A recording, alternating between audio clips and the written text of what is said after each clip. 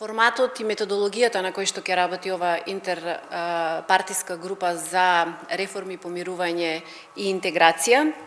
Да не се повторуваме, нели, ќе се формираат 3 подгрупи, едната група за реформи, едната за помирување, едната за процесот на реформи. Многу е битно дека сите овие 3 процеси се взаемно поврзани и нема исклучивост во овие процеси.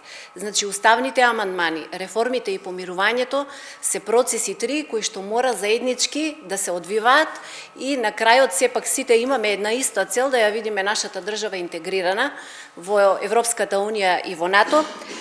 Од тој аспект денеска и имаше присуство, нели, на првата седница на координативното тело, кој што беше и како резултат на повикот на премиерот на седницата на собрание за потребноста и сериозноста во која се наоѓа нашата држава.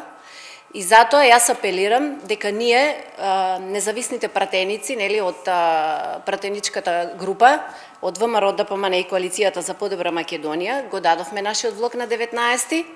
Затоа очекуваме процесите да добијат на динамика и да отпочне со нивно имплементирање. Како што реков, ова се условени процеси, не се бланко потписи, затоа повикувам сите учесници, сепак власта е таа која што одлучува, тука да бидеме најасно, и го повикувам и премиерот Заев да почне уште денеска, утре, да се допринесе кон забрзување на овој процес.